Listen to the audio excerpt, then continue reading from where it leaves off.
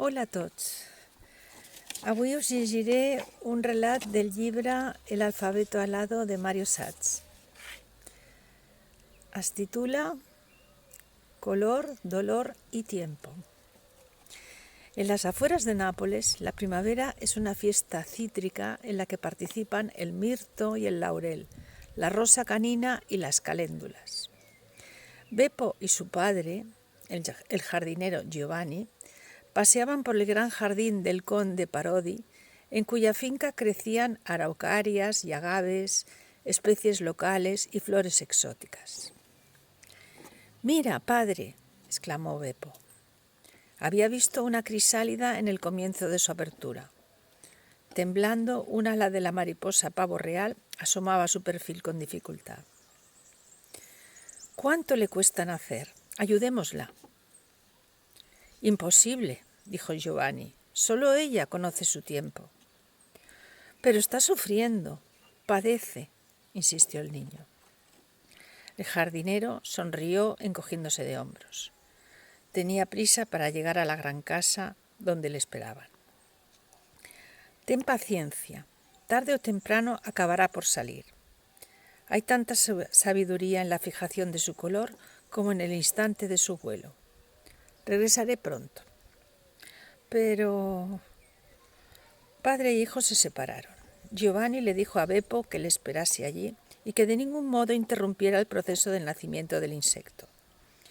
Era la primera vez que veía algo así, pero su progenitor ya le había hablado de ello, y también de las ardillas y los caracoles, los nidos abandonados y las plumas grises de las palomas.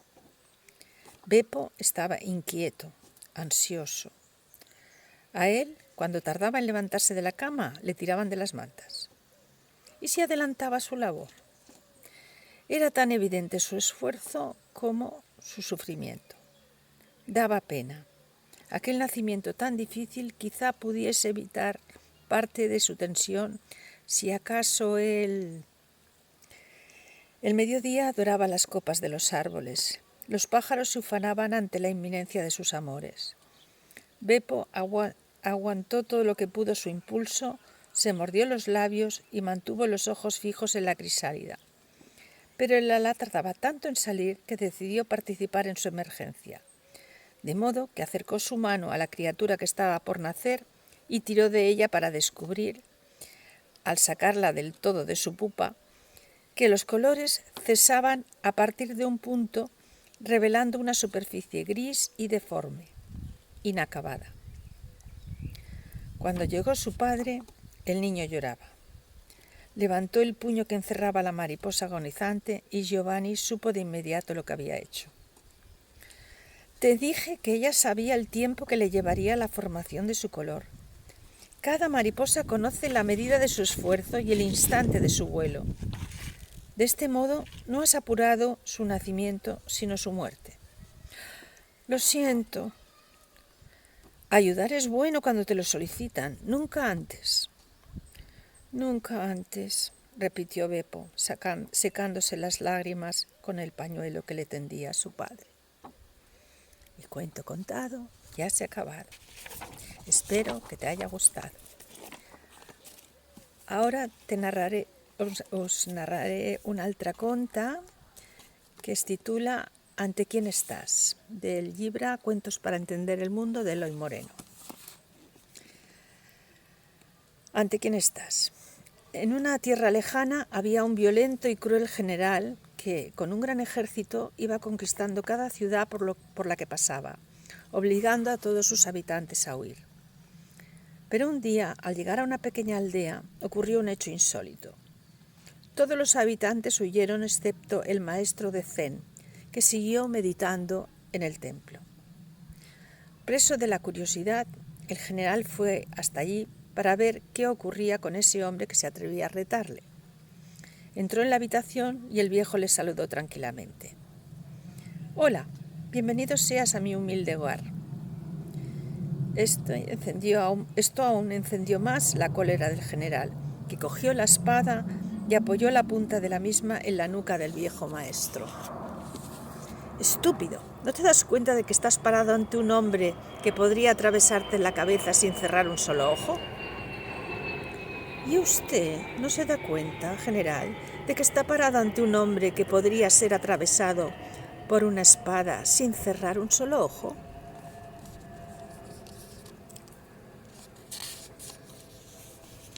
Y para último, el árbol de los deseos. Un viajero llevaba ya varias horas caminando cuando a lo lejos vio un precioso árbol en el que cobijarse del sol. Una vez allí se tumbó bajo su sombra y se sorprendió de lo bien que se encontraba. Comenzó a imaginar lo maravilloso que sería disponer de un cesto con comida para mitigar el hambre que traía. Y de pronto a sus pies apareció un gran cesto con queso, pan, aceite. «¡Vaya!», exclamó, «este debe ser uno de esos árboles de los deseos que dicen que hay por la zona. ¡Qué suerte he tenido!». Mientras comía, se imaginó también bebiendo un buen vino. Visualizó cómo llenaba una copa y se la llevaba a la boca. Visualizó que el vino entraba en su garganta y le llegaba hasta el estómago. Y en ese mismo instante, una botella de vino apareció junto a él. El hombre no se lo podía creer. Todo lo que imaginaba, todo lo que visualizaba en su mente se convertía en realidad. Había acabado ya de comer y se dio cuenta de que, aun estando a la sombra del árbol, tenía mucho calor, pues el sol castigaba fuerte esas tierras. Comenzó a imaginar lo bien que se encontraría si aparecieran unas cuantas nubes en el cielo y soplase una suave brisa. Con los ojos cerrados lo visualizó de tal manera que poco a poco fue sintiéndolo. En cuanto los abrió, descubrió que el viento estaba empujando las pocas nubes que había y éstas estaban tapando el sol. Le habían hablado muchas veces de esos árboles de los deseos, pero jamás pensó que los rumores fuesen ciertos. Estaba tan bien allí que decidió que era un buen momento para dormir una siesta antes de continuar su camino. Pero cuando empezaba a dormirse, se dio cuenta de que aquella era una zona solitaria, que solían frecuentar los tigres. Comenzó a tener miedo. No paraba de temblar al imaginar que venía un tigre y le atacaba. Y justo en ese momento apareció un tigre y se lo comió. Y cuento contado, ya se ha acabado. Espero que te haya gustado.